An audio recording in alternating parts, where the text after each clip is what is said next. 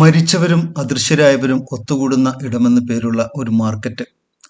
സൗന്ദര്യവർദ്ധക വസ്തുക്കളുടെ ഇന്ന് ലോകത്തുള്ള ഏറ്റവും പ്രധാനപ്പെട്ട വിൽപ്പന കേന്ദ്രങ്ങളുള്ള നഗരം.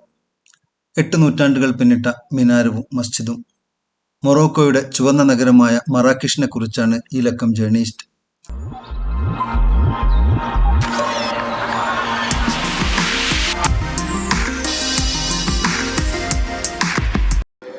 മൊറോക്കോയിലെ ബഹിയ പാലസിൽ നിന്നാണ് ഈ ലക്കം ജേർണിയിസ്റ്റ്.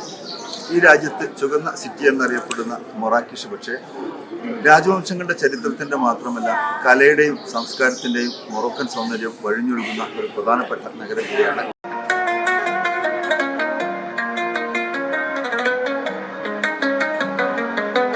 ചുവപ്പ് നിറമുള്ള കല്ലുകൾ കൊണ്ട് പണികഴിപ്പിച്ച കെട്ടിടങ്ങളുടെ നീണ്ട നിരകൾ. അവയ്ക്കിടയിലൂടെ മൊറോക്കോയുടെ ചുവന്ന നഗരമായ മറാക്കിഷിന്റെ പഴയ മദീനയിലേക്കാണ് ഈ കുതിരവണ്ടികൾ കിതച്ചു പായുന്നത്. യൂറോപ്പിന്റെയും ആഫ്രിക്കയുടെയും അറബ് നാടുകളുടെയും സാംസ്കാരിക സവിശേഷതകൾ ഒന്നിച്ചു ചേരുന്ന മറാക്കിഷിന്റെ നഗരചത്തുരമായ ജാമിയ അൽഫനയിലേക്കും കുത്തുബിയ മസ്ജിദിലേക്കും മിനാരത്തിലേക്കും വഴിതിരിയുന്നതും ഇതേ റോഡിലൂടെയാണ്. മൊറോക്കോയിൽ ഏറ്റവും കൂടുതൽ വിനോദസഞ്ചാരികൾ വന്നെത്തുന്ന ഈ നഗരത്തിന് മഞ്ഞിന്റെയും മരുഭൂമിയുടെയും മലനിരകളുടെയും പൗരാണിക കെട്ടിടങ്ങളുടെയും പാട്ടിന്റെയും കഥപറച്ചിലിന്റെയും ഭക്ഷണങ്ങളുടെയും സർബത്തുകളുടെയും ഒക്കെയായി എണ്ണമറ്റ വിശേഷങ്ങൾ പറയാനുണ്ട്. പാമ്പാട്ടികളുടെയും കുരങ്ങ് കളിക്കാരുടെയും നഗരമെന്ന ഓമനപ്പേര് കൂടിയുണ്ട് മറാക്കിഷിന്. ഈ നടുമുറ്റം, അതായത് ജാമിയ അൽഫനയാണ് നഗര ചത്വരം. അദൃശ്യരായവരും മരിച്ചവരും ഒത്തുകൂടുന്ന സ്ഥലമെന്നാണ് ഈ വാക്കിന്റെ ഭാഷാർത്ഥമെങ്കിലും ജീവിച്ചിരിക്കുന്നവരുടെ ലീലാവിലാസങ്ങളാണ് ഇവിടെ നിറയെ. കാലത്ത് ചെറുകിട വ്യാപാരികളുടെ തിക്കും തിരക്കുമാണെങ്കിൽ ഉച്ചയ്ക്ക് ശേഷം പാട്ടുകാരുടെയും കഥപറച്ചിലുകാരുടെയും ജാലവിദ്യക്കാരുടെയും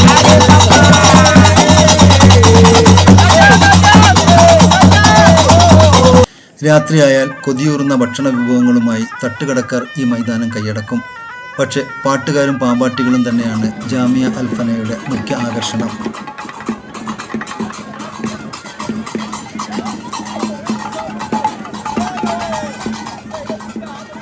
നൂറ്റാണ്ടുകൾ പഴക്കമുള്ള മാർക്കറ്റുകളാണ് ഇവയിൽ പലതും. അവിടെ കച്ചവടം ചെയ്യുന്ന ഉൽപ്പന്നങ്ങൾ വിൽക്കുന്നതിലും ശേഖരിക്കുന്നതിലുമൊക്കെ ഈ രാജ്യത്തിൻ്റെതായ പരമ്പരാഗതമായ രീതികളും അറിവുകളുമുണ്ട്.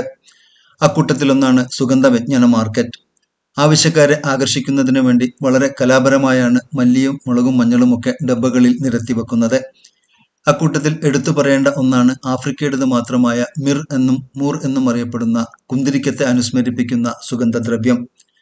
മണ്ണിന്റെയും മരത്തിന്റെയും ഒക്കെ ഒരു പ്രത്യേകതരം ഗന്ധമാണ് ഇത് പുകക്കുമ്പോൾ ഉയരുന്നത്. യൂറോപ്പിലേക്കുള്ള സുഗന്ധവ്യഞ്ജനങ്ങൾ പണ്ടുകാലം തൊട്ടേ കപ്പൽ കയറി പോകാറുണ്ടായിരുന്നത് മൊറോക്കോയിൽ നിന്നായിരുന്നു. സഹാറ മരുഭൂമിയിലൂടെയും മധ്യ പൗരസ്ത്യൻ നാടുകളിലൂടെയും വന്നെത്തുന്ന വാണിജ്യ സംഘങ്ങൾ അറ്റ്ലാന്റിക് കടക്കുന്നതിന് മുമ്പേ തമ്പടിക്കാറുണ്ടായിരുന്ന അവസാനത്തെ താവളം കൂടിയായിരുന്നു ഈ രാജ്യം. മൊറോക്കോയുടെ സമ്പൽ സമൃദ്ധിക്ക് വഴിയൊരുക്കിയ ഈ ആദ്യകാല കാരവൻ സംഘങ്ങളുടെ പ്രിയപ്പെട്ട ഇടത്താവളമായിരുന്നു മറാക്കിഷ്. മാർക്കറ്റും മൈതാനവും മാത്രമല്ല മറാക്കിഷിന്റെ പ്രധാന ആകർഷണങ്ങൾ. അപൂർവ സുന്ദരമായ ഏതാനും പാലസുകളും ഇവിടെയുണ്ട്. അക്കൂട്ടത്തിലെ ഏറ്റവും പ്രധാനപ്പെട്ട ഒന്നാണ് ബഹിയ പാലസ്.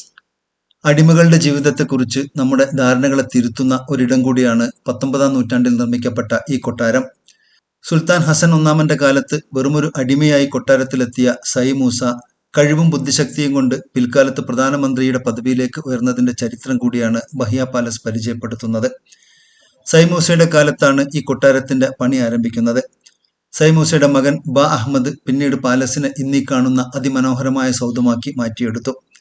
ബഹിയ എന്ന പേരിന്റെ ഉത്ഭവം തന്നെയും അതീവ സുന്ദരം എന്ന അറബി വാക്കിൽ നിന്നാണ്.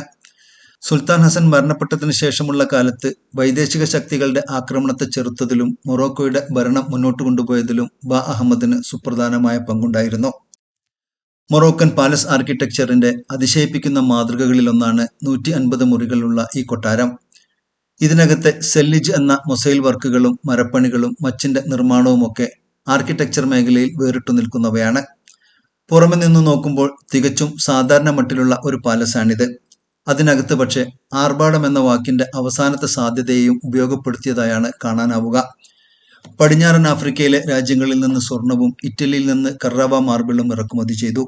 മച്ചിന്റെ പണികൾക്ക് വേണ്ടി നിലവിൽ ഇഫ്രൈൻ നാഷണൽ പാർക്ക് സ്ഥിതി ചെയ്യുന്ന അസ്രോ മേഖലയിലെ അറ്റ്ലസ് മലനിരകളിൽ നിന്നാണ് ദേവദാരു വൃക്ഷങ്ങൾ തെരഞ്ഞെടുത്തത്. ചിതലിനെ ചെറുക്കാനും നൂറ്റാണ്ടുകളോളം കേടാകാതെ നിൽക്കാനുമുള്ള പ്രകൃതിദത്തമായ ശേഷിയാണ് ഈ മരങ്ങളുടെ സവിശേഷത. തിത്തുവാനിൽ നിന്നായിരുന്നു സെല്ലിജ് ടൈലുകൾ കൊണ്ടുവന്നത്. ബാ അഹമ്മദിന്റെയും ആ കാലഘട്ടത്തിന്റെയും ധനാഢ്യതയെ വിളിച്ചോതുന്നതാണ് ഫ്രാൻസിൽ നിന്നും ഇറക്കുമതി ചെയ്ത ഈ കണ്ണാടികൾ.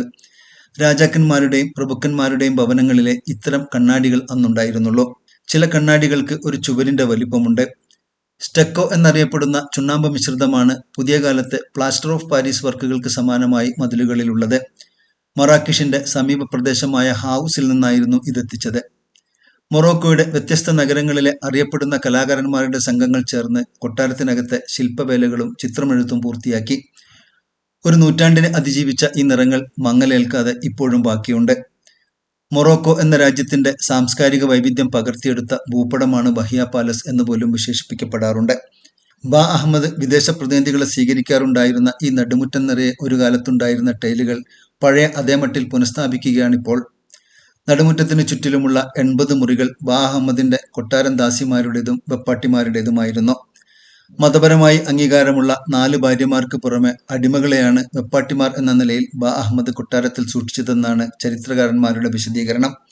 1922 വരെയും അടിമ സമ്പ്രദായം നിലനിന്ന രാജ്യമായിരുന്നു മൊറോക്കോ. അടിമകളുടെ വ്യാപാരവും ഈ മേഖലയിൽ സജീവമായിരുന്നു.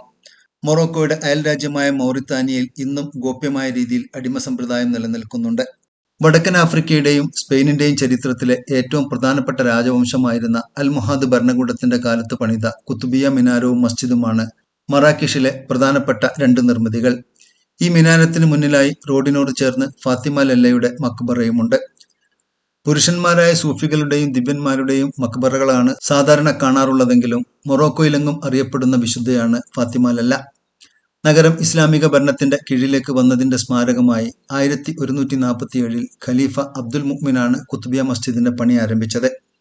അൾജീരിയ, തുണീഷ്യ, ലിബിയ, സ്പെയിൻ തുടങ്ങിയ രാജ്യങ്ങളിലേക്ക് കൂടി തന്റെ ഭരണത്തെ വ്യാപിപ്പിക്കാൻ അബ്ദുൽ മുഅ്മിനിന് കഴിഞ്ഞിരുന്നു. 12ാം നൂറ്റാണ്ടിലെ ഏറ്റവും വലിയ ഇസ്ലാമിക ഭരണകൂടമായിരുന്നു ഇത്.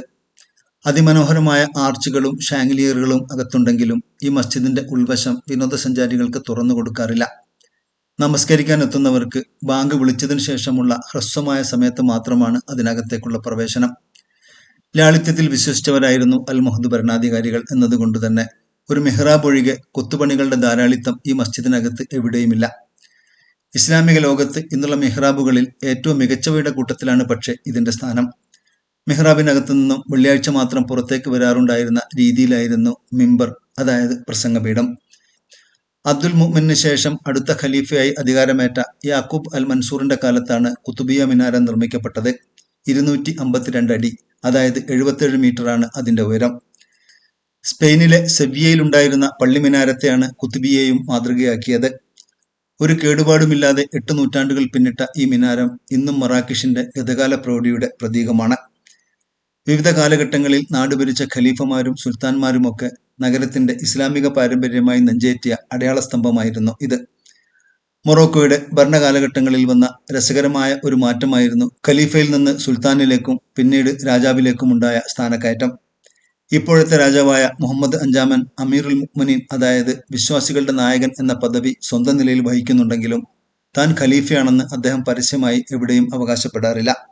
മിനാരത്തിന്റെ നേരെ എതിർവശത്ത് മാർക്കറ്റുകൾ ആരംഭിക്കുന്നിടത്തെ ചില റെസ്റ്റോറന്റുകളുടെ റൂഫ് ടോപ്പിൽ കയറിയാൽ മസ്ജിദിന്റെയും മിനാരത്തിന്റെയും ഉയരത്തിൽ നിന്നുള്ള ദൃശ്യങ്ങൾ പകർത്തിയെടുക്കാനാവും. മാർക്കറ്റിനെ കുറിച്ച് നേരത്തെ പറഞ്ഞ കാര്യങ്ങളുടെ കൂട്ടത്തിൽ വിട്ടുപോയ ഒന്നാണ് സൗന്ദര്യവർദ്ധക വസ്തുക്കളുടെ കാര്യം. മൊറോക്കോയുടെ ലോകപ്രശസ്തമായ സൗന്ദര്യവർദ്ധക വസ്തുവാണ് അർഗാൻ തൈലം.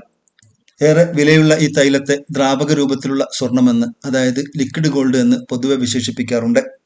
മറാക്കിഷിലെത്തുമ്പോൾ ഫ്രീ ഗൈഡ് എന്ന ബാഡ്ജ് ധരിച്ച ചിലരെ കുത്തുബി മസ്ജിദിന്റെ മുന്നിലും മറ്റുമായി കാണാനിടവന്നേക്കാം. ബർബർ സംസ്കാരം പരിചയപ്പെടുത്തുന്നു എന്ന വ്യാജേന അർഗാൻ തൈലത്തിന്റെ വിൽപ്പന കേന്ദ്രങ്ങളിലേക്കാണ് ഇവർ സഞ്ചാരികളെ കൊണ്ടുപോകാറുള്ളത്. അത്തരമൊരു കേന്ദ്രത്തിൽ നിന്നും പകർത്തിയതാണ് ഈ ദൃശ്യങ്ങൾ.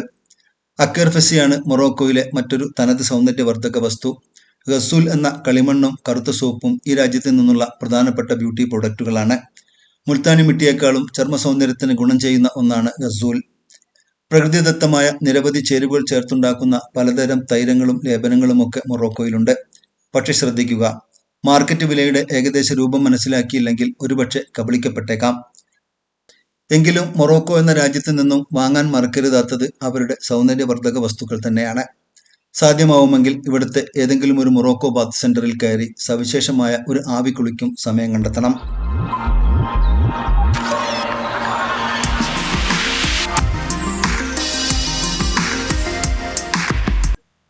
മാനവികതയുടെ പിന്നിട്ട ചരിത്രവും വിവിധ സമൂഹങ്ങളുടെ സാംസ്കാരിക സവിശേഷതകളും പരിചയപ്പെടുത്തുന്ന ജേർണിസ്റ്റ് യാത്രകളുടെ മുൻലക്കങ്ങൾ കാണാനും പുതിയവ യഥാസമയം നിങ്ങളിലേക്കെത്താനും ഞങ്ങളുടെ ചാനൽ സബ്സ്ക്രൈബ് ചെയ്യൂ.